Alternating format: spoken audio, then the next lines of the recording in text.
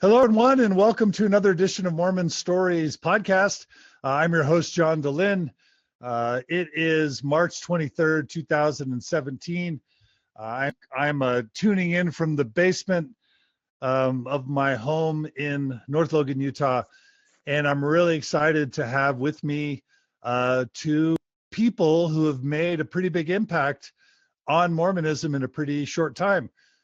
They are Ryan McKnight and Scott Fausett, two of the main leaders behind MormonLeaks. And so today we're going to be doing sort of three things. We're going to be learning a little bit about Ryan and Scott and their backgrounds and what led to them wanting to do this project. Then we're going to talk about the project itself, how they did it, what was hard about it, how they structured it, what's been sort of the main reactions to it, and then we want to take questions and comments from our listeners. We hope that we won't just have sympathetic people who are listening and asking questions and giving comments. We hope that those who don't like MormonLeaks will also share comments and questions as well, and we can have a healthy dialogue. And we're doing this live streamed to Facebook Live, so that we can have a collaboration. We also have people joined us through Zoom itself. And so we're just excited. So with that, Ryan McKnight, welcome to Mormon Stories Podcast. Again, welcome back. Hello, how you doing? Thanks for inviting us to do this. And on your point real quick about the questions, no questions are off limits. So if anybody, keep it respectful, but we'll take any question no matter how challenging it might be. Are you a confirmed homosexual? I'm sure in the eyes of Dallin Oaks I am. Okay, no, I'm sorry. I couldn't resist. That was a joke. We joke about this constantly behind that was actually a MormonLeaks contextual inside joke. Yeah. Because for those who don't know, one of the videos MormonLeaks offered was a video of Dallin H. Oaks and other apostles discussing WikiLeaks, and the founder of WikiLeaks was Julian Assange. And they were talking about how Chelsea Manning was a confirmed homosexual. Then they were wondering whether Chelsea or not Manning. Okay, yeah. And then they also wondered whether or not Julian Assange also might be gay. Yeah. That was the inside joke. Yeah, that was the inside joke. Hey, John, you mentioned it's an inside joke, but it really is an inside joke here at MormonLeaks, and we talk about it often because I am a confirmed homosexual. Yes, well, I was getting there, Scott. So Scott, I was getting there next. So Scott Fausett, welcome also to Mormon Stories. It's great to have you on for the first time. I appreciate that. Thank you. Where are you dialing in from? I'm dialing in from Dallas, Texas. Dallas, Texas. All right. Go Cowboys. Oh, no. Kansas City Chiefs. Don't Chiefs. Don't start this one here. Okay, all right, go Chiefs. Go Chiefs. All right, so welcome to you both. Thanks to all the people who are joining us live. And so let's just begin. Now, Scott, I don't think people really associate your name as broadly with MormonLeaks as they do Ryan. But let me just ask, and we'll talk about that and if that's been hard or what that means. But let's just say that if we were going to go to the very beginning, would it be Ryan or Scott who sort of was the beginning impetus for this? Absolutely, it was Ryan. Okay, so yeah. Ryan, let's talk a bit about your story, and I'm going to pause you at some point, and then I'm going to kick over and have Scott talk about his story, and then we'll actually jump to the founding of MormonLeaks. But Ryan, let's back up and just talk to us about your kind of Mormon pedigree or non-pedigree, as it were. Okay. Well, I was born into the church. On my dad's side of the family, goes back all the way to the pioneer days. I think the earliest ancestor that joined the church was during Brigham Young's time.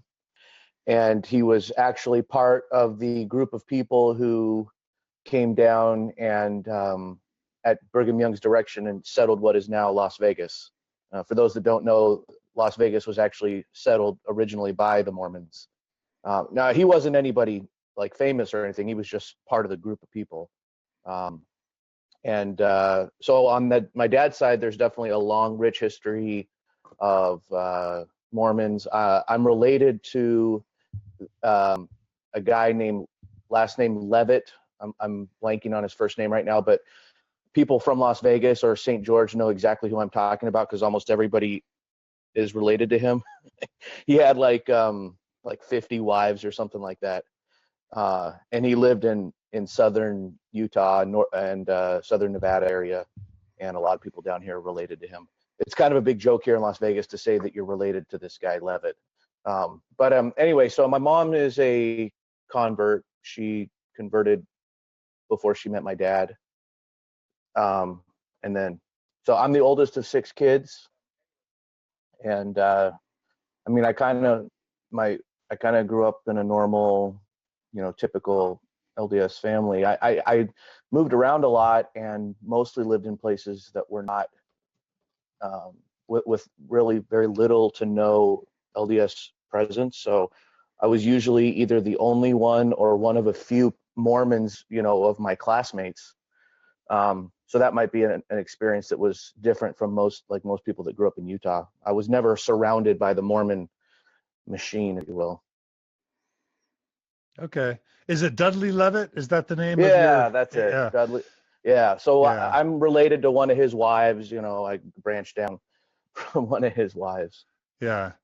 And my good friend Dave Christian is also a descendant of Dudley Levitt. And I'm sure Governor Levitt, Mike Levitt of Utah, is a descendant as well. Yeah, I think he's pretty much, I think all the Levitts go back to him. And like I said, it's like a big inside joke here in Las Vegas when you meet somebody and everybody's related to this guy. Right.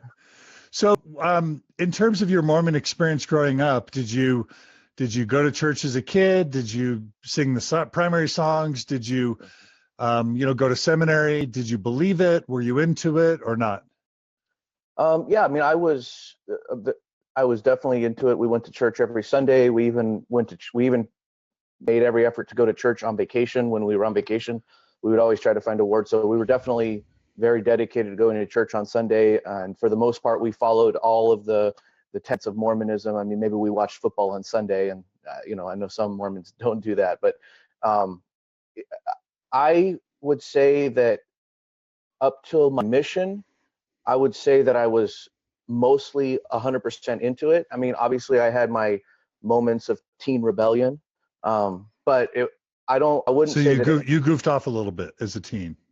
Yeah, but I don't think it was ever because I was doubting the church. It was just because of, dumb things teenagers do, right?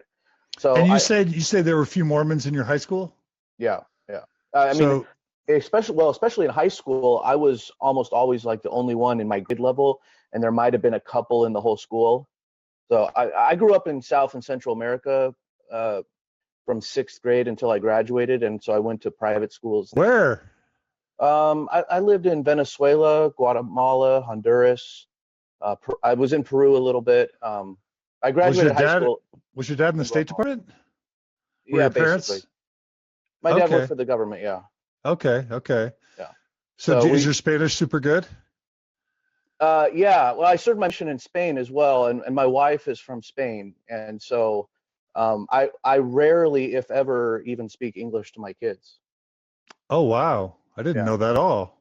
Yeah, I know. Most people don't know. I recently, with my kids, as they get older and they start going to school, it's harder to get them to respond to us in Spanish because, they just want to respond in English. But we still make it a point to speak to them in Spanish just because we want to solidify that, bilingual abilities in them. And again, your wife is from where? She's from Spain. I met her on my mission. Ah. I'm one of those guys. All right. But she was missionary. Now, she's from Spain, but she also served her mission in Spain, and we served in the same mission. Yeah. Okay. So what was it like growing up as a gringo in Latin America in the church? Well, wow, I've never, it's been a long time since I've thought about it. That's an interesting angle there. At church, so at school. Was it always expat wards that you were in where it was always the white people from the corporations that?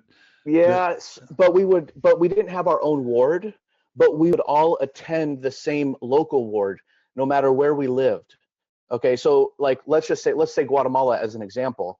you know, we're all the Americans that live there are spread around the city, but we all attended the same ward. And it was a ward that somebody chose. I have no idea who chose the ward, but it was like there was one ward that was designated to have all the Mormons in it. And it was like that in every country I lived in. Isn't that called the expat ward, the expatriate ward? But we weren't our own ward. That's the thing. Like, so we were just the Americans that were attending the local Guatemalan ward. And if there was ever a time where we had enough Americans, we might have our own Sunday school in English. But most of the time we were in their Sunday school in Spanish and everything. And we just happened to be sort of the Americans that were in there, if that makes sense. Okay. All right. Now that's in the 90s. So if it's changed since then, you know, I don't know. But I never lived anywhere that had an actual ward for the Americans. And those are pretty good schools you would go to in a Latin American country for expats, right? Yeah, they have. Every country has at least one private school that caters to people like my dad or local wealthy businessmen that want their kids to get an American education. Yeah. So the school it's just like going to a private school in the United States. It's accredited by one of the bodies here in the United States, and it's just like going to school in the United States, but you're going to school with people from all around the world. I mean, when I was in 6th or 7th grade, and this was during the first Iraq war, and this was in Venezuela, one of my classmates was the daughter of the Iraqi ambassador. And wow. we were at war with her country, and I'm sitting next to her in class. So those are the kind of experiences that I got to grow up with being around people from all over the world. That's a great experience. With the church, though, I wanted to say, though, with church, that was with school, right? So with school, I was the weird Mormon, although most people didn't bother me about it.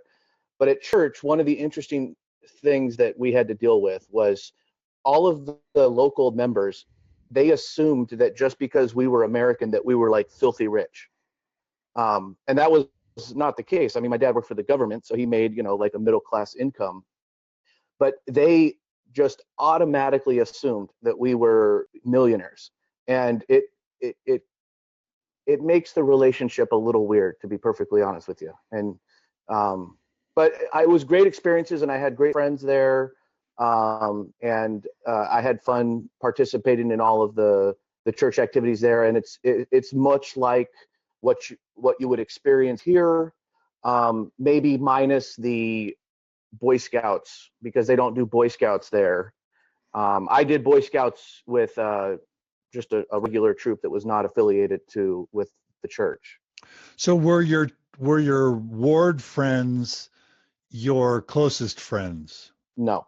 So your close friends were your school friends who weren't Mormon? Definitely. Did you go to ward? Were there ward dances and stake dances and youth activities? Yeah, but I usually didn't go. I remember going to a couple, but yeah, it really wasn't my thing, because I maybe this is part of like my youth rebellion. I kind of didn't make a huge effort to learn the language. I mean, you're there for so long, you kind of just learn it naturally, right? But I didn't like make the huge effort to try to learn it conversationally. And so when I was at church, I mean, my ability to communicate with people was somewhat limited. Okay. And I definitely favored hanging out with my friends from school that spoke English. And I kind of regret that now. I mean, I do. Yeah. I mean, having served my mission in Spain, everything, and having my wife from Spain has obviously erased any of that. But had I not served my mission in Spain, I probably would not speak Spanish as well as I would, because I kind of threw away that opportunity when I was there to really dominate the language. Sure. Okay. Talk really quickly just about, did you go to early morning seminary, and how did your testimony get formed, if that makes sense? Well, seminary for those countries. Now, I don't know how the locals did seminary, but the way the Americans did seminary there is we would have this, somebody who was in charge. So in Guatemala, where I was 11th and 12th grade, it was the wife of Lynn G. Robbins. People may know him he's in the first quorum of the president, or first quorum of the 70, or he actually might be in the presidency of the 70 now, I'm not sure. But he was the area president back then in that area, and they were obviously in our ward or whatever. He had kids that were my age. And his wife was the coordinator for seminary for the Americans. and we would go to their house once a week. I think we did it Sunday afternoons, and we would use the home study version of seminary. So we were supposed to like do all this work in this home study packet like during the week, and then on Sunday we would go to their house and like do the, you know, sort of review and go over what we learned and things like that. So it wasn't every day, and it wasn't early morning. Yeah. So if somebody were to say, well, of course Ryan started MormonLeaks. He never got that traditional upbringing of seminary and youth programs, and maybe his testimony never got fully formed. How would you respond to that? Well, it's definitely not true.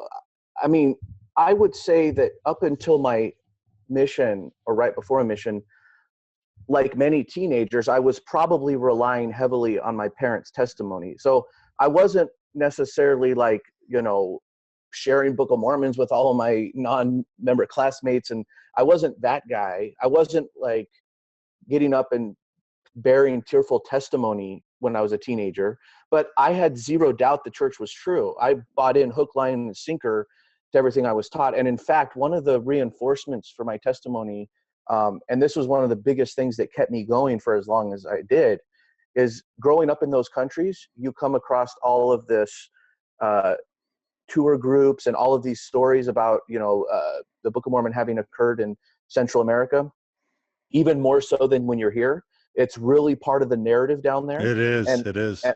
And I love the Mayan culture, and we would visit regularly the different Mayan sites. And I bought in 100% hook, line, and sinker the idea that I was living in the land of the Book of Mormon. And there was even one guy, I believe his last name was Allen. He might even be dead now because he was an old guy back then. But he ran one of the biggest Book of Mormon tours where he would bring Americans. And he wrote a book and everything, which I had. And the last stop for his tour, when they were doing their tour, was our church on the Sunday right before their plane would go back to the States, and they would come to sacrament meeting. And so every couple of months, this bus full of Americans would come in, and we got to meet all these people. And it was just so cool to hear about everything they went and saw on their trip. And like I said, I bought into it. I mean, there's a place in Guatemala called Lake Atitlan. Yeah. And my family went there twice on vacation. It's the waters of Mormon. It's the waters of Mormon. Yeah. And not only that, there's like this urban legend that gets told, who knows where it started, but it's among the people that talk about the Book of Mormon happening there. That one time in modern history, there was like some earthquake, and the waters at Lake Atitlan receded briefly because of the earthquake, and it revealed like this sunken city in the middle. And then of course the waters went back up, and then there's this whole thing where they say that there's 12 volcanoes around the lake, and I'm not sure if that's exactly how many there are, but there are a lot of volcanoes that surround the lake. And they say that those rose during when Christ was killed and during all that land destruction, and that they represent the 12 apostles. I mean, these are the type of stories that get told. And I remember going to Lake Atitlan and just feeling that connection super strong, that I was walking where the Nephites and the Lamanites walked. And but again, I wouldn't say that I wasn't getting up bearing like tearful testimony. Right before my mission, I was in Peru. Yeah, I was in Peru, and my parents had just moved to Peru after I graduated high school. So I was there waiting for my mission call to come, and long story short, I wanted to go, but I didn't want to go. I mean, I was feeling a lot of pressure to go. And it wasn't that I didn't believe. It was more like I wanted to go to college and I wanted to like start a job kind of a thing. And when I was there, the mission president for one of the Lima missions, I don't remember which one it is, but he was in our ward, and he came and said, "Oh, hey, I hear you're just hanging out waiting for your mission. You want to go and do a mini mission?" I don't know if that's like an official term, but that's what he called it. And I said, "Okay, sure." And what I found out later is they had sent somebody home, and so they were like short a missionary until the next transfer. So I basically went. I was set apart as a missionary. I received a name tag. I received like a monthly stipend. I went out into the sticks in Lima, like outskirts of Lima. I had a companion. I didn't call my parents. I was like living a missionary. And one of the first visits we did was with this guy that was about to get baptized. And I remember like, this was really like my first experience with missionaries. I hadn't done a lot of like splits before. And I remember that the room was just filled with that spirit feeling that you get, you know, and the spirit was super strong in this discussion. And from that moment forward, I was 100% sold. I was super excited for my mission. It was like a literal turning point for me that day. And and then when I went to my mission in Barcelona, it just grew and grew and grew. And by the time I was done, I mean, I was all in, no doubts that the church was true. I had seen many miracles on my mission that I could hearken back to. And I had a great mission I had a great mission experience. I didn't have one of those experiences where I had like an abusive mission president, really, you know, that you sometimes hear about online. So by the time I finished my mission, I was, you know, all in. And how far did that all in true believing Mormon sort of phase go past your mission? Pretty much till I was 32. I mean, where'd you go to college? UNLV. I have 2 degrees from UNLV. Okay, so you're a rebel, but you were a true believer. You were a true believer. Did you do Institute at UNLV? No, I went to college a little later, so I didn't go right after my mission. I was married with kids already by the time I went to school, I was married with kids. Married in the temple? Yes, Las Vegas temple. And you guys were true believers, Orthodox? Yeah. I mean, okay. I wasn't the guy that you would look at and say, oh, he's a future bishop, but I've never been that guy. Like I was just a stalwart, everyday member. You know, I mean, I had my flaws and everything, but I've never committed any like serious sin, you know, that would get me like disfellowshipped or excommunicated or anything. I've never done anything like that. I've just lived a normal life. I had the different callings that I had. We were in primary for like the first 2 years we were married. Then I was I think the next one I was Sunday school president. Then I was the ward mission leader. Then I was my favorite calling of all the callings I had, and I had it for like 5 years. I was an instructor in Elders Quorum. That was my favorite calling because I like to get up and talk to people, and it wasn't really demanding outside of Sunday, which was good too because I was really busy outside of Sunday. And as an Orthodox believer, did you ever flirt with, you know, progressive stuff or liberal stuff or anti-Mormon stuff, or did you just stay away from it? Stayed away from it. And it wasn't like a conscious effort to stay away from it. I was like, I had total blinders on. And I look back now and I can think of things that people would say to me that I completely just sort of went in one ear and out the other. And I just completely dismissed that. Maybe had I stopped for a moment and thought about it. Like one time this guy and I were talking in the cultural hall, and he was like really into like studying all out about the church or whatever. And he mentioned this book called Rough Stone Rolling.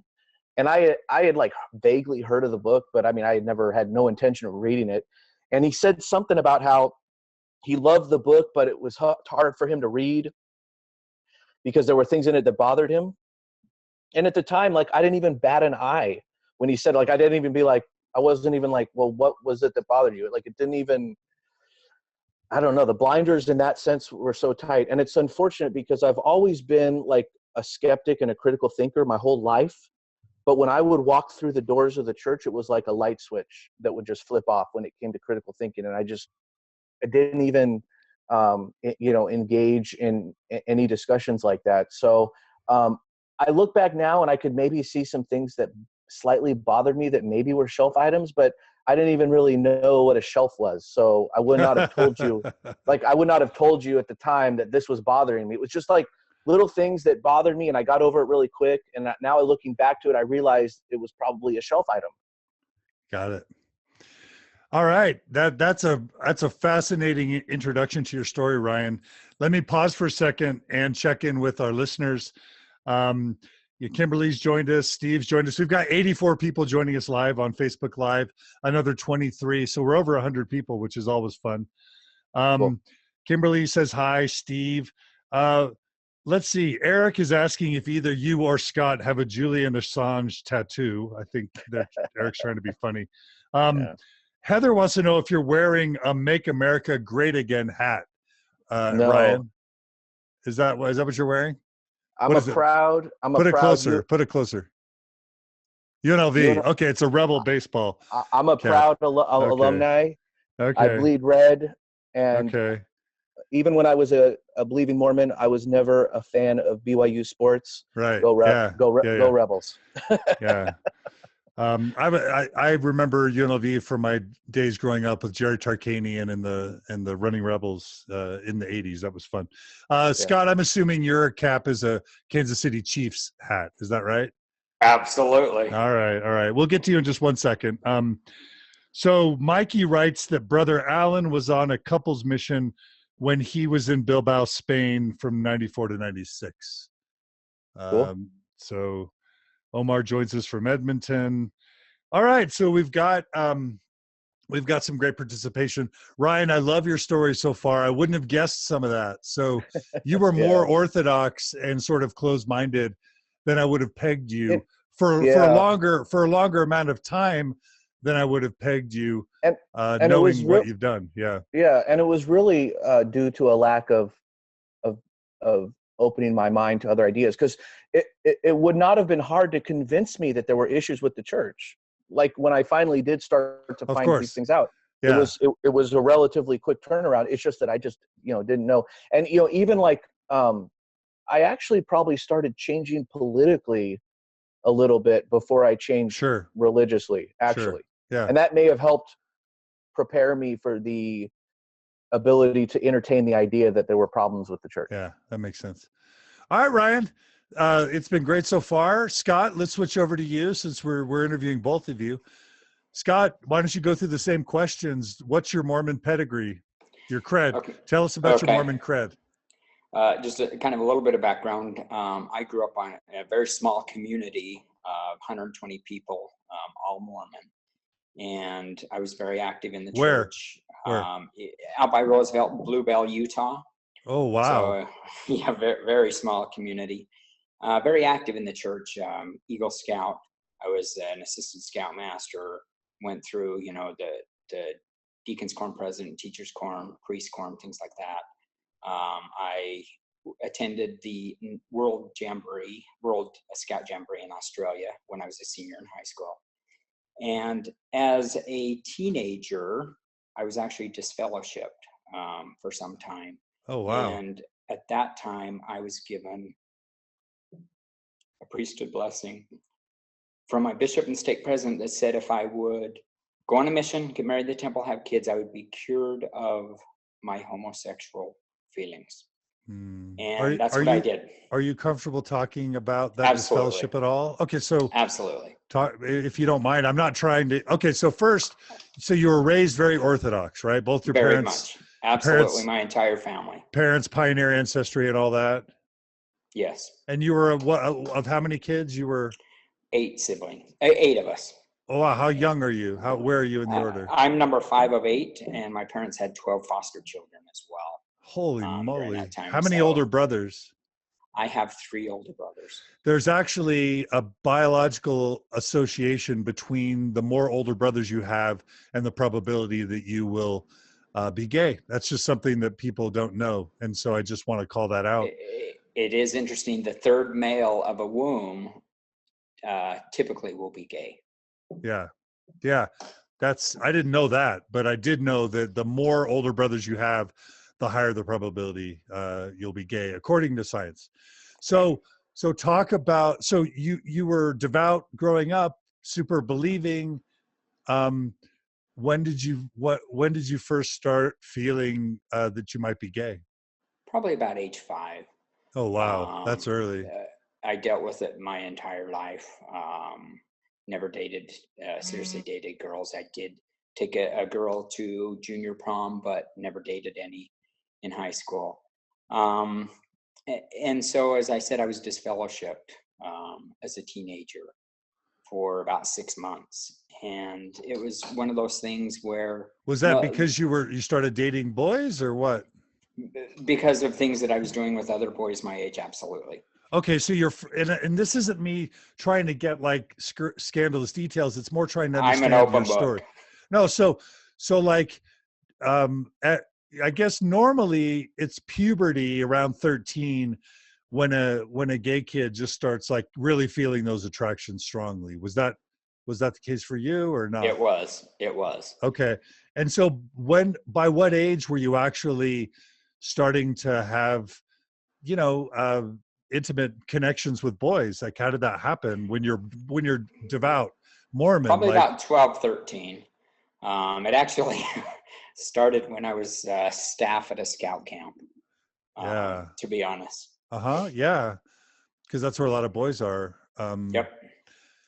Okay. And so it starts at scouting. And at the time, how as a 13-year-old, are you balancing your Orthodox beliefs with starting to be romantically intimate with boys? What's going on in your brain? Very difficult, because the whole time growing up, we were hearing, Spencer W. Kimball's book and all these talks about how wrong it is and how evil, and it's not of God. And so you're very conflicted of, I know who I am, but the church who I believe in and my family believes in, that I'm very devout, they say that this is wrong and that I'm, something's wrong with me. And so it's very, very conflicting the whole time growing up. And that's why when I was disfellowshipped and told that if I went on a mission and got married in the temple and had kids, that I'd be cured, myself as well as other people my age, that's what we did, because that's what we wanted to do. And we certainly weren't going to come out to our families, especially growing up in a cowboy community. It wouldn't have been the smartest thing to do. And so was your bishop kind to you? Was he loving? Was he understanding? Did you feel shame? Did you feel, how was that? He was very loving as a bishop can be, telling you that you're wrong, and that the way you feel is a sin and of the devil. So yeah, as loving as someone can be. But he was very loving, and it was more or less of, this is like a disease, or this is just something that's going on that you'll be cured of. And about that same time, that's when people my age were sent to BYU for the aversion therapy, shock therapy programs. In the 70s? It was. Yep. 70s. Okay. So what did that do to you? Did you then internalize the shame? Did you think, these guys are nuts, I'm just going to hold on as long as I can, but I'm okay with who I am? Or did you internalize the shame and hope that you could be changed at some point? For a while, I internalized the shame. I really thought that, I wanted to believe the church. I wanted to believe that this is what, the priesthood blessing has told me, that I'll be cured of this. And so I told the line. I was very active. I went on a mission. I got married. I had kids. Wait, real quick. After you were disfellowshipped, did you stop cold turkey? For a while, yes. Then I, went on a mission, got myself ready to go on a mission, which honestly was surprising. The church let me go on a mission. And I wonder now if it was more because it was a smaller community, if it was more out of not being an embarrassment to the community that, one member who supposedly was so active to people didn't go on a mission. So I wonder if that's more what it is. Or if they really thought you could be cured. Do you think all the ward members and your parents and your family, that everyone knew that you were gay? Nope. Oh, they didn't know? They did not. When I finally came out, everyone was shocked. Okay, so you told the bishop, did you say, Bishop, I'm gay, or just Bishop, I had these experiences? Well, I didn't tell him either. I got called in to the bishop's office because someone, another young man who was trying to get ready to go on a mission, I guess had gone into the bishop and confessed. And so I got called into the bishop's office. Sure. Okay. And so was the conversation with the bishop about being gay or just about the behavior? It was strictly about the behavior. Okay. That's all they wanted to hear. Okay. So you got disfellowshipped. Did your parents know you were disfellowshipped? They did. Did they know why? To my knowledge, no. Wow. So it was never discussed why you were disfellowshipped. Correct. They never said what's going on, Scott? Why are you disfellowshipped? Nope. I'm assuming at that time they thought it was because I was doing things inappropriate with women. Yep. Holy moly. So your community and your family never found out? They never found out for about another 20 years. Oh my, 20 years? Holy moly. Yep. How could families, I mean, I can see how families wouldn't talk about it, but I can't understand how, if I were a parent and my kid got disfellowshipped, I would want to find out what's going on, you know? Yeah, it was never discussed. Okay, so on your mission, were you ever tempted? Did you... Interestingly enough, I was not on my mission. And what's interesting about that is, after my mission, we find out there's probably about 12 of us from my mission in Norway who are confirmed homosexuals. Uh-huh. Oh, So, from your mission from my during mission, the 2 years that you were there. correct. Wow. Okay. But you're saying on your mission you did or did not have... Did not. Okay, so was that hard? Did you feel attracted to your companions? Actually, I think because I was trying so hard to live what the church told me and to be cured of this, I really, really, really wanted to give it a concerted effort because I hated the conflict. It was pure hell. The feelings that I was having of feeling that I was wrong and of the devil, and I just wanted to get rid of that. It was very heavy. And so, I did what I was told to do. Did you feel like you had a deep, sincere testimony of the church? I did. And did you plead with God in prayer to take it away? Many times. What was that like? What did that do to you to pray to God to take it away? It was very hard for me because, just knowing deep down that, I'm not making this up, that this isn't a choice. This is how I've felt, from very, very young. But then to hear your church leader say that it's a choice and that this is what you choose to do, and it's because of something in your life that you've done, it's very difficult. And so it was very conflicting. And, honestly, that's why so many gay people have taken their lives in the church. And that's a whole nother topic. Can you relate to feeling that low? And if so, absolutely. What specifically makes you feel like that's an option or that's desirable? Tell us just directly, what makes a gay Mormon feel like they want to commit suicide?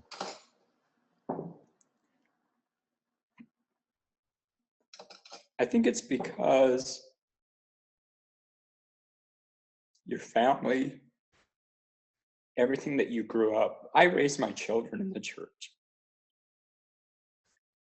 Your whole family, your whole life, especially in Utah, revolves around the church. The people you go to work with, the people you see at the grocery store, the people, your neighbors. You can't even talk to a neighbor without having it be some kind of church activity or church discussion.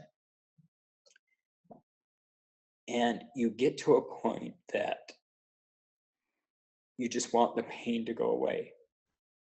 You want the living hell that you're living through to go away. And you struggle because you have a testimony, you had a testimony, and you taught this on your mission. And you see a lot of the good that the church does, but they are just totally destroying you. And you just want it to end because you get to the point that you believe that you are of the devil, that something is wrong with you. And you just want the pain to go away.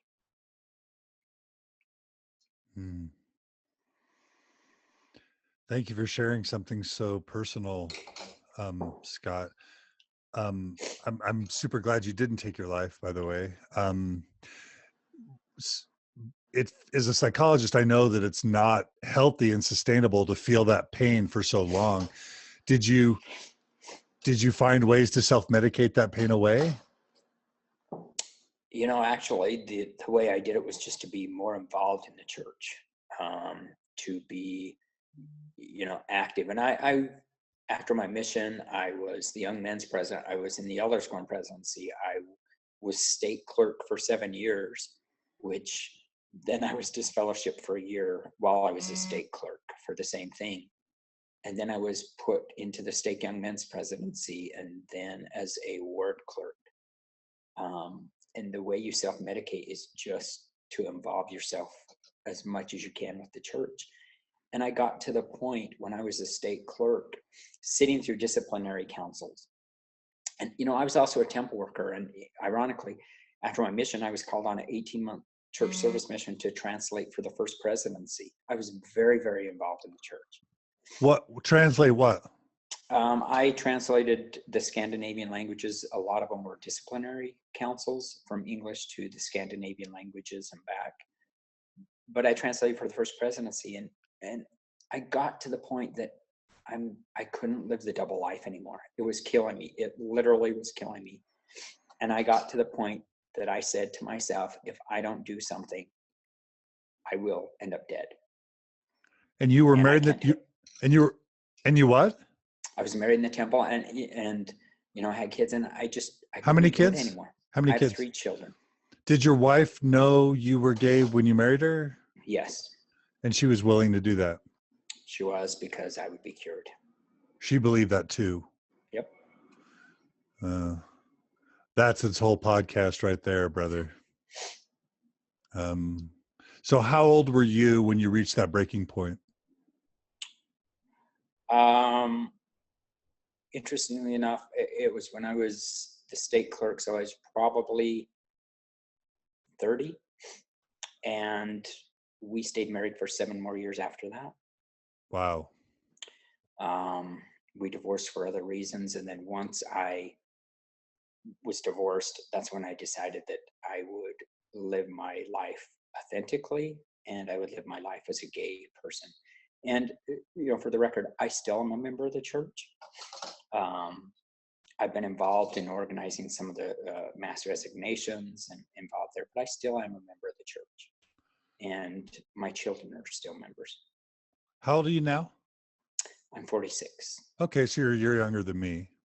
So you've been living as an authentic gay man for what, 9 years? Correct. Okay. I just want to pause for a second. In response to your story, Jen writes, incredible. Kimberly writes, Scott, you are amazing and perfect and much loved by me and many, many others.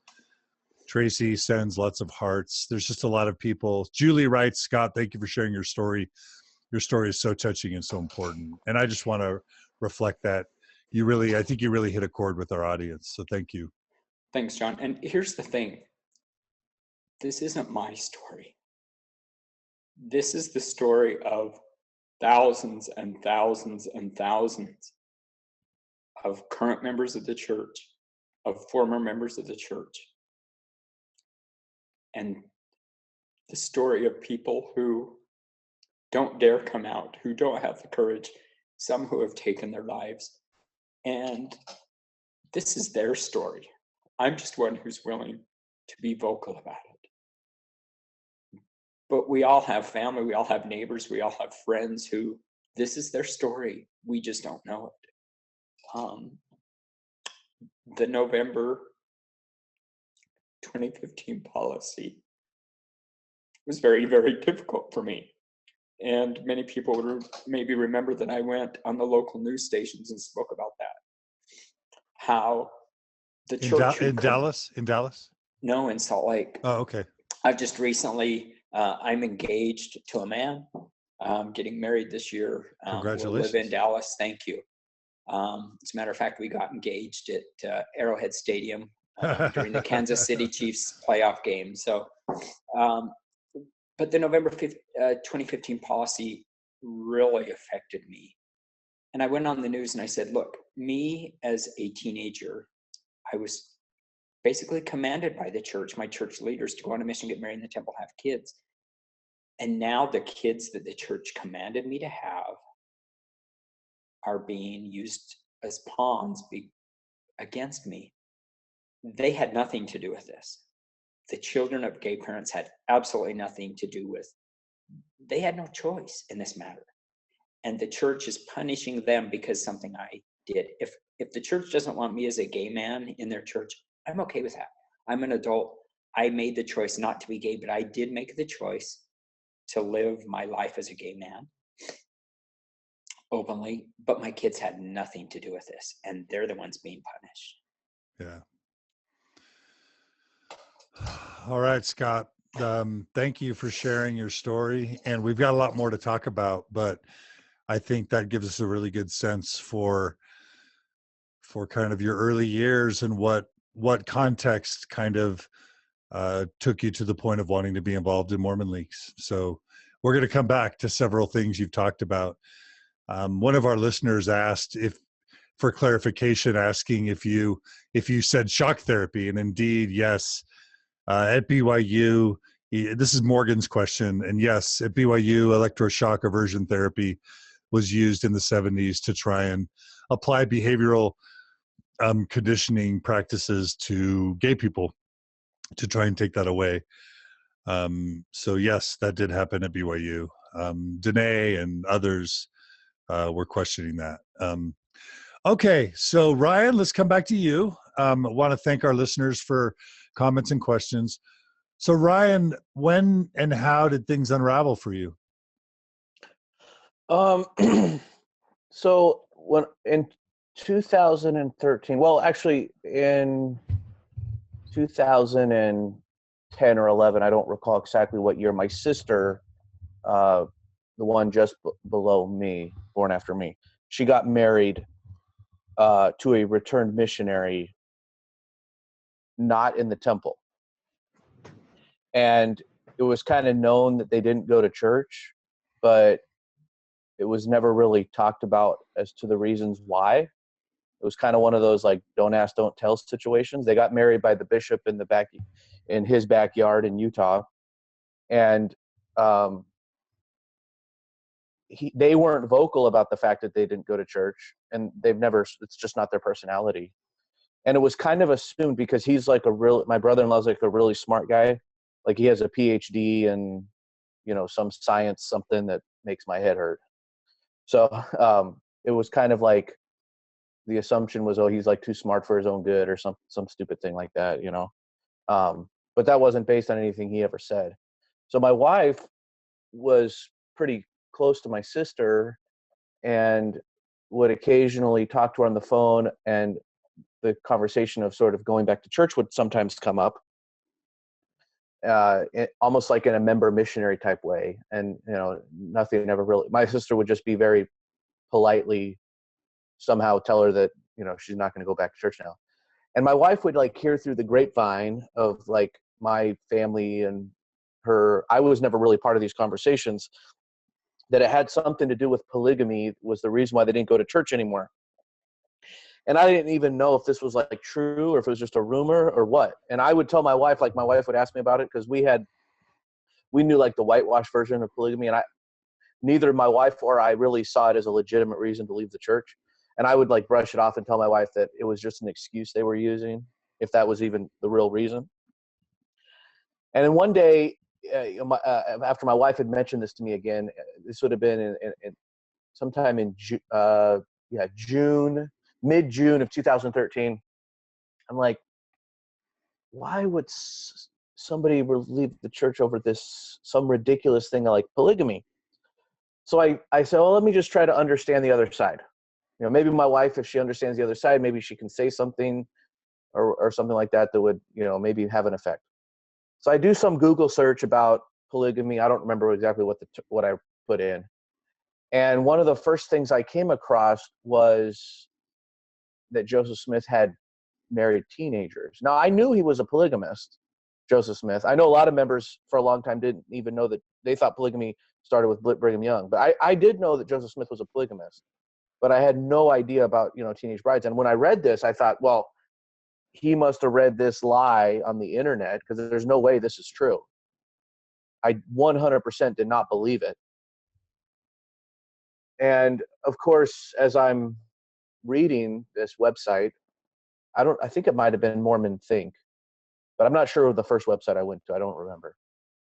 And there was like a link to, like source documentation on this. And then all of a sudden I find, like Fair Mormon, which I had never even heard of before. And all of a sudden I'm seeing that these things are confirmed with a twist, with a spin, but confirmed. And for me, it was like, even though the idea of teenage brides was bothering me, it was more an issue of the cover up being worse than the crime. And I was like, man, if I was wrong about this, because I was sure it wasn't true. I was like, if I was wrong about this, what else am I wrong about? And of course, the rabbit hole opens wide up, and I start to go down. So I'm like studying this, I'm reading online, I'm like devouring everything that I can find. One of the very first like anti-Mormon things I allowed myself to view, like purposefully, I didn't stumble across it, I actually purposely said, I'm going to watch this, was actually one of your interviews. Hey, you can't call that anti-Mormon. Well, I was going to say, I don't want to, I know that I don't think it's anti-Mormon, but at the time I did. Okay. So I'm just being honest with you. I totally get it. I'm just kidding. I'm totally. Yeah. But it was the interview that you did with John and Brooke McLay. Yeah. And like, I knew nothing about you. I'd never even heard of you before. I didn't even know that this was part of a wider library of interviews. I had no idea. I just stumbled across this interview.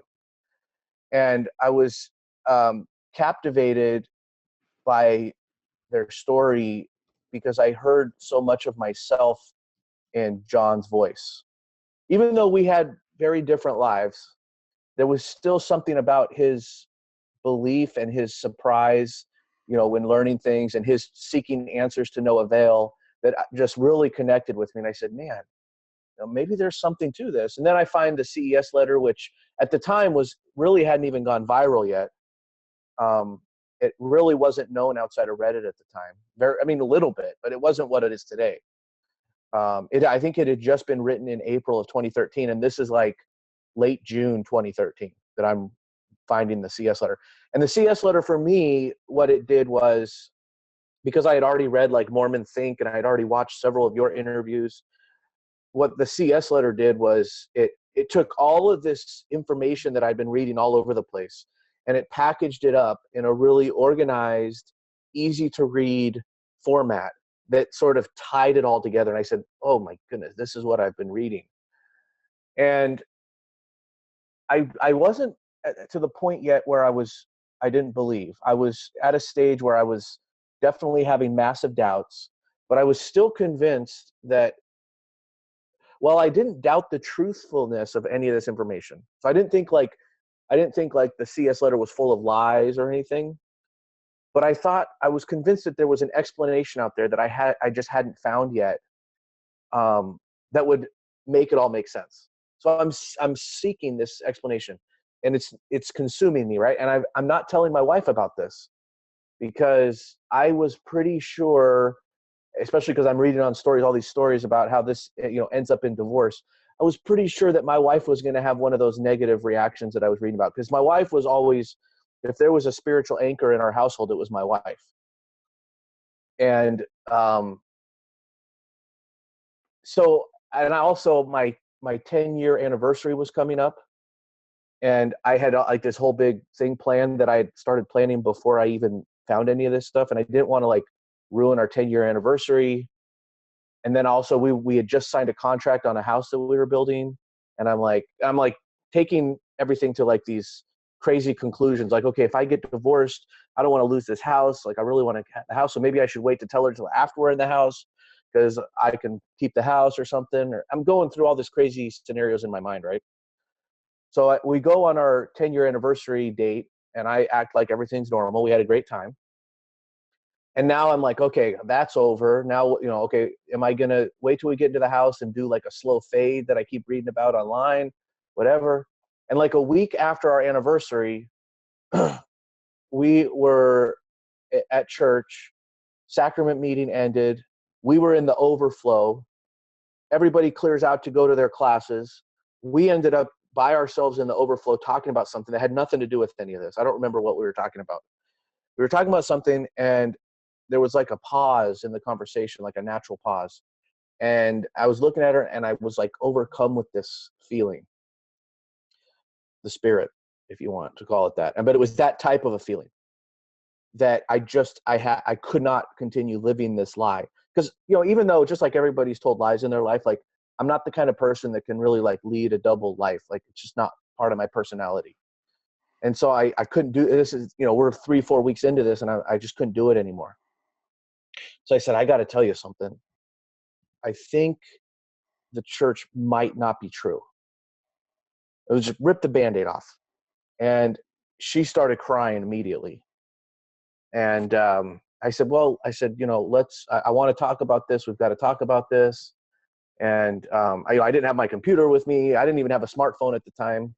So, I mean, I couldn't show her anything. I said, well, when we get home, I'm going to show you what I'm talking about. But, you know, for the rest of the block, the two hours that were left, we went out and sat on the couch and talked about this. And I was telling her about this stuff. We went home. I show her things. Now, here's where I got lucky. Never once in this process was divorce ever even part of the conversation. So it was never even on the table. So in that sense, I got super lucky. And she wanted to read. You know, you always hear these stories about how the spouse, like, you know, they don't even want to know about it. La, la, la, la, la. You know, my wife wanted to know. So I got lucky in that sense too. And she also was not disputing any of these things. Like, she could see that, okay, all of these issues, they seem to be legit. But she was still holding on to her testimony for several reasons. And basically it was heavily on the feeling now as opposed to the thoughts, because intellectually she's seeing that there's these issues, but she's still feeling the spirit. So she's not having the same level of doubts that I'm having. And so we don't know what to do. We don't want to tell anybody in our ward. We've been in this particular ward for like 8 years. And, you know, my oldest daughter had just been baptized right before all this went down.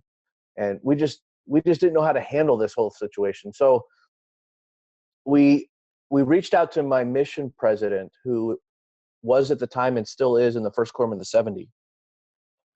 And he's a good guy. And I, until proven otherwise, I'm going to still count him as one of the good guys and hope that he's, you know, a victim of all of this lie as much as I was. But remind us of his name. His name is Shane Bowen. Okay. Bowen. Yeah. Okay. I normally actually don't say his name, but I figure, you know, there's no reason to keep it a secret. His name is Shane Bowen. He's a good guy. I have nothing bad to say about him. And I'll tell you what happened with him. You know, we reached out to him through his wife, who we were friends with on Facebook, and he was gracious enough to spend 2 hours with us on Skype. Now, right before this happened, around what year would this have been? Around what year? This would have been like late August of 2013. So I'm like 2 months into my investigation here, and I'm like, my testimony is hanging by a thread. Got it. And I need him to save me. I need him to give me this explanation of what am I missing.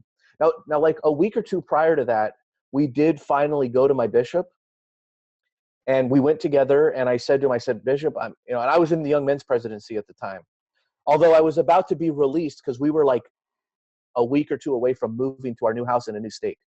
So I was going to be released anyway. But I said to him, to the bishop, this is before talking to the mission president, and I said to him, you know, I've come across some information online, and and as soon as I said that, he like clams up. He goes, oh, well, he didn't want to hear anything I had to say. He goes, Ryan, you need to repent. You need to refocus. You're obviously not reading your scriptures. You need to turn the computer off. And he like didn't even want to hear even one of the issues. Like I couldn't even get out like one of my issues. All he heard was internet, and he shut down. So that was no good. And after that, we were like, said to my wife, I said, well, we're just not going to talk about this until we move to the new ward, because the people in this ward are not going to be able to deal with this. So then 2 weeks later or so, we finally sit down, and now we're like a week away from moving into our new house. But I would sit down with the mission president on Skype, and we catch up. You know, we hadn't talked in a long time. And he was a general authority at the time you talked to him, right? I think he was called like in 2006 into the First Quorum of the 70, roughly, and he's still there. Okay. I believe, if I'm not mistaken, he's currently the area president for the Philippines. Got it. Okay. Okay. And he's spoken several times in General Conference, and Bowen. Right? Shane Bowen. And my oldest son, who's my third child, is actually named after him. And his name is Shane. So we don't regret that even to this day. He's a good man.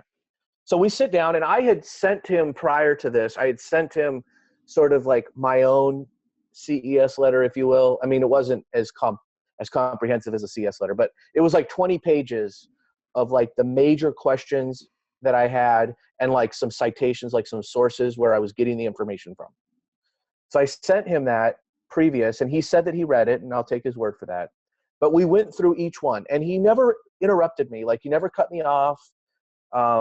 He was respectful the whole time. He would have a few like replies about how, oh yeah, I've heard of that. I'm aware of that. There was like one or two things, and I don't remember what they were, that he like was new to him.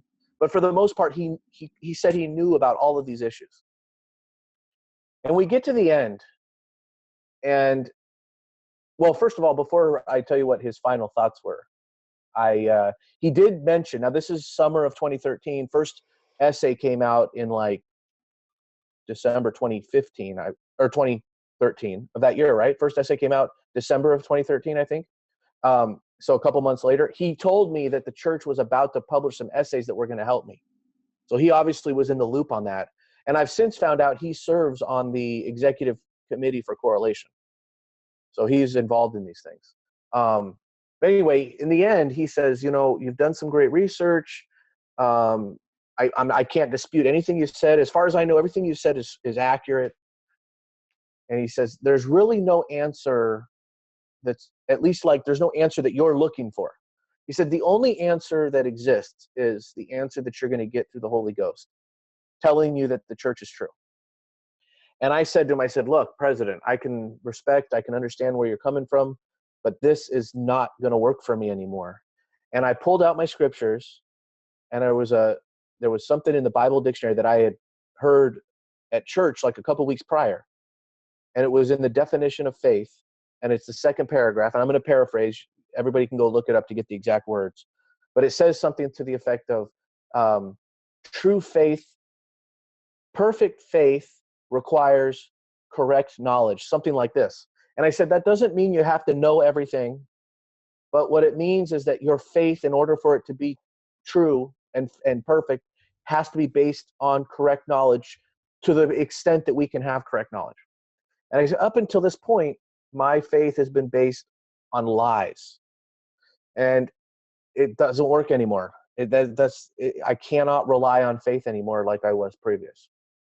All of these spiritual experiences that I had, that I do not deny to this day, that I could tell you about them to this day, that were pillars of my testimony. I do not deny those, but I just see them differently now. And I cannot rely on them anymore. So I tell him that, you know, he's basically says, you know, we love you guys. He was my wife's mission president as well, so keep that in mind. You know, we love you guys, and you know, we're going to pray for you, and this and that. And you know, it all ended friendly.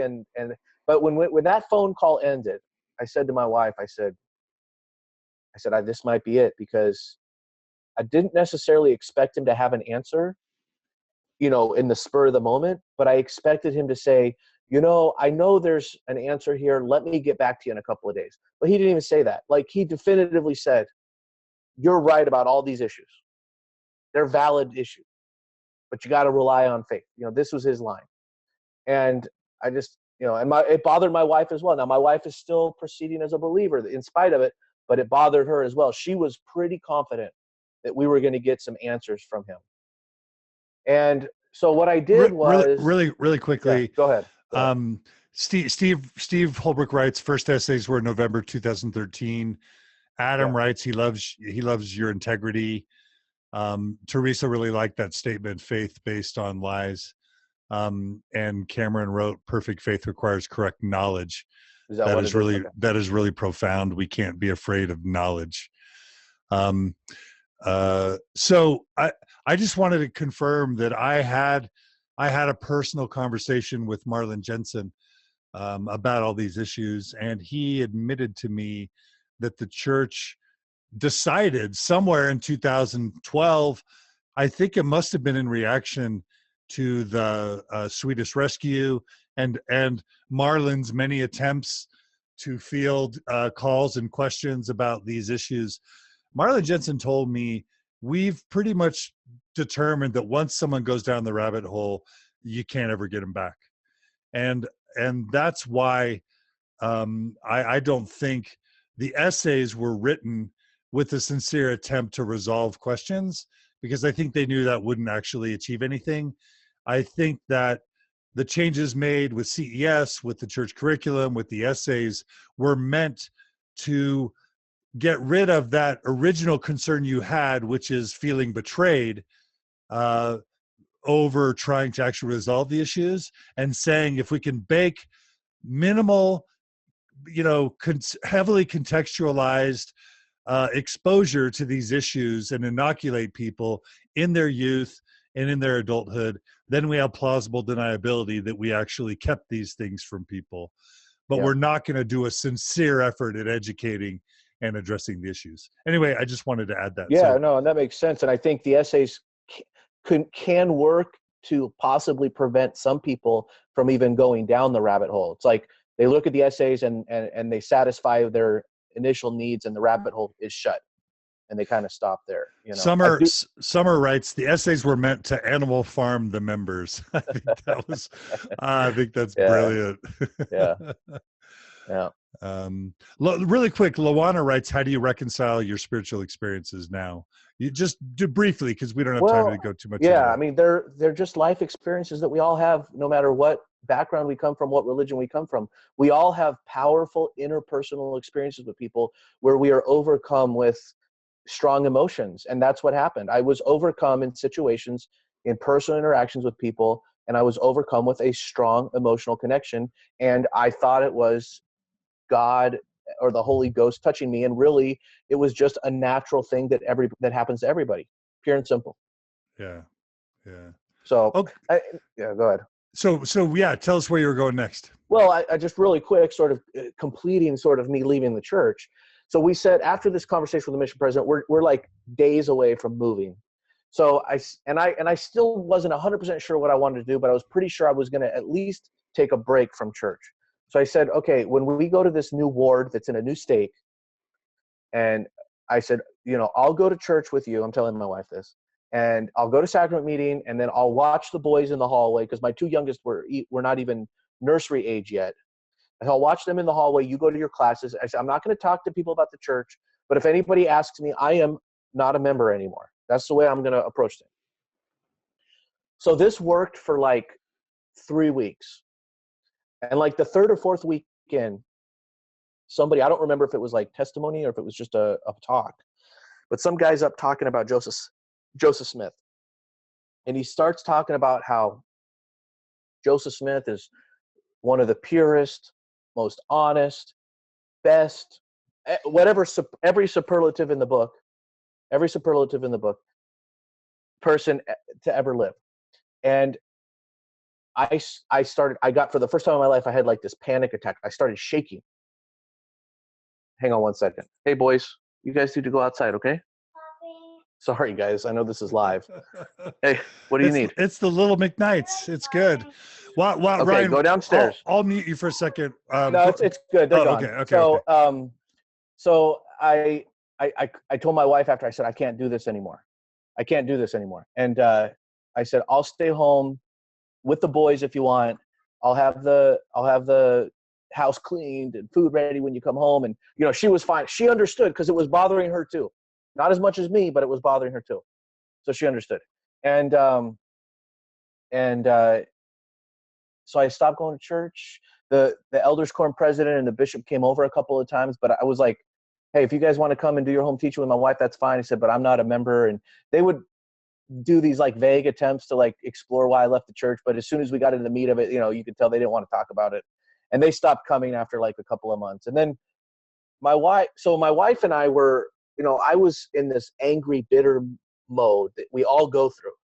And I'm like really wanting my wife to open her eyes. And it was causing like all these arguments, because I was trying to like force this on her. And so finally we both took a step back, and we said, okay, I said, we won't talk about the church anymore. You do what you want to do. You want to go to church, you go to church. And she said, you don't want to go to church, you don't want to go to church. She's not going to bother me, I'm not going to bother her. And eventually that actually was the best thing that ever happened, because she ended up studying herself out like 6 months later. And now she doesn't believe at all anymore either. But that all led to me getting involved on Reddit, which we don't have to talk about it right now if you don't want to, but Reddit ended up being a place where I could go and just pour my mind out, my heart, my soul, like the stuff that I had nobody to talk to about. Like I could just put it out there and not have like harsh judgments and get people's feedback and people who are going through the same thing. And that's how I got involved in Reddit. And Reddit played a huge part in me getting past my bitter stage. So you're talking about the ex-Mormon Reddit subreddit, right? Yes, On yes. Reddit. Yes. And for the listeners who don't know, you just go to Reddit, reddit.com, right? And then if you search for ex-Mormon, right? Yeah. You'll find the subreddit, which is reddit.com/r/ex-Mormon, right? The easiest thing to do is to just Google ex-Mormon Reddit and it'll be the first result. Yeah. That would be the easiest way to find it. Yeah. And as of now, there's 39,478 members. When I started on Reddit on ex-Mormon in, I will say probably October of 2013 is probably when I started on there. There was about 8,000 or 9,000 people subscribed. Yeah. Yeah. And it's becoming, I think, probably the most influential community in Mormonism, because it's where information shared, it's where stories are promoted, it's where leaks are being shared. I go to it every day and spend lots of time there. So, Okay, Ryan, let's pause. Scott, you ready to come back with us?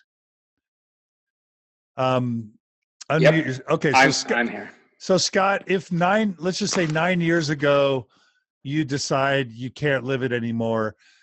Talk to us about how your life progressed to the point where you were on Reddit. What did your trajectory look like? Okay, Reddit's very interesting. Let me make one comment. It's actually on your Facebook page, Mormon Stories Podcasts. Hector says, why can't people leave the church? Why can't people who leave the church just leave us alone? And his answer is because for so many gay members and many ex-Mormons, the teachings of the church are a matter of life and death, and that's very true. Now, back to your question. Thanks, Hector. Shout out to Hector. Thanks, Hector. Back to your question, Reddit, honestly. No, I mean, 9 years ago is what, 2008, 2009? Correct. Yep. So did you check out other things? Were you still connected to Mormonism in some way? I didn't check out other things. I myself didn't go to church. I went to church when my kids had things, when my granddaughter was blessed, things like that. But for myself, I didn't go to church. I just got a private message saying, take off your hat. We can't see your face. So. No, the hat's great, but do whatever you want. Take off my hat. I didn't check out other things. So I attended, one of the things my kids said when I came out is, and again, this was, 2008, is, Dad, the church teaches it's a choice. And so that's what we believe, but you're our dad and we will respect your choices if you also respect our choices. And we ask that when you have us every other weekend, that you take us to sacrament meeting. I said, okay, fine, I can do that. So for a couple of years I did that. Then I stopped going to sacrament meeting with them. But I really didn't check out other things. And it really wasn't until I got involved with MormonLeaks that I was even on Reddit. They had to teach me what Reddit was and everything, because I wasn't on it. I just lived my life. You were kind of disconnected from online Mormonism for the past 9 years? Yep, pretty much. You didn't listen to podcasts or? I didn't. Nope. I just lived my life as a gay man. I was involved, in some of the things, especially with the November policy and then the mass resignations. But before that, I really just lived. I wasn't on any podcast. I didn't listen. I wasn't on any, wow. Didn't look at Reddit, nothing. I just left, stepped away. I wasn't I wasn't looking to find that the church was not true. I just basically became inactive. So was the November 2015 policy announcement the first thing that kind of really got you engaged? It was as far as the church. I was very engaged in. Wait, say that again. Say you blanked out for a second, Scott. You were engaged in what? Proposition 8. I followed that. I followed Hawaii Proposition 8. I followed same-sex marriage throughout the country. Some of my good friends turned out to be some of the plaintiffs in the Supreme Court case of Obergefell versus Hodges. So I know them. I was there with them, with Jim Obergefell and with the others at the oral arguments for the Supreme Court. I was with some of the plaintiffs when the decision was handed down by the Supreme Court. So I followed that, and so the church was involved a little bit with with me being involved with following Prop 8. But other than that, I really didn't follow what the church was doing until the November policy, and that lit my fire. Okay, and that's when you got involved in speaking out to the local media in Salt Lake City? Exactly. Okay. All right, good. So, and from then to actually hearing about MormonLeaks, was there some path or trajectory? When did you first hear about MormonLeaks? And then we're going to have Ryan talk about its founding. Okay, really quick. I knew that Ryan, you were instrumental in leaking the November 2015 policy. Then I really, kind of left it until the October 2016 videos were leaked. And what really got me lit up was the video about WikiLeaks and the 12 apostles asking, if WikiLeaks or another associated group could be a threat to the church. And then what really got me going was where Elder Oaks, all he focused on was, well, is he a confirmed homosexual? That was his question. It wasn't about the other things. It was, is he a confirmed homosexual? And I just couldn't understand why that bothered them so much. What does it matter? And so I co-host a radio show in Salt Lake, and we asked Ryan to be a guest on that, and that's how I got involved with. What's the radio show? It's it's Middle Grounders, AM 860 radio. It's actually a conservative talk radio station, but our Middle Grounders, we talk about all topics, and we had Ryan on as a guest right after. Who's your co-host? My co-host is Tyson Holbrook. Tyson, yeah, okay. Absolutely, Tyson. Yeah, so absolutely. He and I do that show Saturday and Sunday mornings. It's rebroadcast on Sunday. And so when we had Ryan on as a guest right after he leaked the videos, that's really what got me involved in MormonLeaks and after that, but I'll let Ryan talk more about that. Okay, so really quick, how long have you been doing Middle Grounders? Over a year, and I was invited as that started with me being a guest on Middle Grounders, and then Tyson asked me to be a co-host with him. And again, Middle Grounders is what? It talks about what? Its focus? We talk about everything. There's no topics that we don't talk about. So we've actually had New Name Noah as a guest. But is it a Mormon themed podcast? It is not. It's just everything political. We talk about Utah politics. We talk about national politics. We talk about Trump. We talk about Hillary Clinton. And is it once a week? It's once a week, Saturdays from 10 to 11 Utah time, and then it's rebroadcast on Sundays. And it's on what station? AM 860. Okay, cool. All right, shout out to Tyson. And one of the things we talked about is Utah teen suicide rate. That was a big one. So yeah, okay. We talk about all things. Really quick, what is it about? First of all, what was that like to be watching a video where the leaders of the Mormon Church, the top leaders, First Presidency, Quorum of the 12, they're sitting there talking about this threat of, transparency, where people are creating these WikiLeaks sites to promote transparency. And then to have the question be asked, are the people involved confirmed homosexuals? First of all, what was that like for you, Scott, to hear that? And then what do you think that's about? It was very offensive to me, very offensive. And immediately. Why? Why is it offensive? number one, honestly, because they can't use the word gay. So that's one interesting thing that I had a problem with. But it's offensive that that's what they focus on. The question, What's offensive about the term confirmed homosexual? What's offensive about that? I think it goes to me that the church can't use the word gay. They say same-sex attraction, confirmed homosexual. Why can't they just say someone's gay? You know, and maybe that's just me, but you know, it goes back to, like I said, same-sex attraction. No, I'm gay. I don't have same-sex attraction. And what does the word confirmed mean? You know, I don't know, but one of the things that we joke about is being a confirmed homosexual, and if that includes the laying out of hands, but that's a whole different thing. But like, does that mean they have spies that are going to make sure that when they copulate that they have video footage of the copulation? Like, what does it mean to confirm someone's a homosexual? I think it's a priesthood ordinance, but let's. John, if our text chats behind the scenes at MormonLeaks were to ever get out, yeah, there's a lot of jokes about being a confirmed homosexual. A lot. It just feels so backwards, you know, to say confirmed homosexual. It does, and once that came out, and once, you know, Ryan and the MormonLeaks team got me on Reddit, that's the Reddit name that I used, and I picked that basically you know, I'm proud. They took it, I think, derogatory, but I'm proud to be a confirmed homosexual. And, you know, that's my Reddit handle now. That's what I go by. And everyone, even on MormonLeaks, we talk about, you know, me being a confirmed homosexual and things like that. So, you know, to me, it's an honor.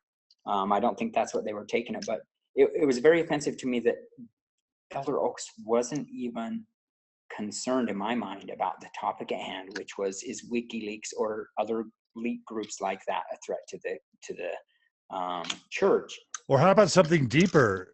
And I'm hearing a clicking sound on your end, Scott, if your hands are doing something that's causing clicking. But how about something deeper, which is him concerned about whether the church needs to be more transparent about their information, right? It's not, he's not concerned about that. He's not concerned about WikiLeaks and whistleblowers. He's concerned about the gays, right? Exactly. And it brings back, you know, the point of, why are the 12 apostles obsessed about gays? I don't understand it. I mean, because there's child molesters, there's pyramid schemes, financial fraud, there's sex trafficking, there's gambling, there's illegal drug use. Like there's a billion things. There's suicide. Yeah. Mental health problems. Right. There's adultery. Like there's a million things you could focus on, right? I think the 12 apostles are more obsessed about gay sex than the gays are. Yeah, it's weird. Okay. All right, Scott, we're going to go back to Ryan now. So Ryan, and actually this is going to sort of represent part one of my Mormon Stories interview, because it sort of takes us up until the point where Ryan, you kind of start WikiLeaks. So I'm just going to say thanks to you guys for being a part of part one. Ryan, your story was really moving to me. I sense a lot of sincerity. I sense a lot of conviction. I sense that you were a real true believer until you weren't. And all that speaks to your character, to me, and credibility. And Scott, I just have to say those 5 or 10 minutes where you were telling your story, we're 700 plus hours into Mormon Stories. And that's some of the most powerful stuff I've ever heard on Mormon Stories. So Scott, this was a precious gem, this first hour and a half. And I want to thank all of our listeners for tuning in so far.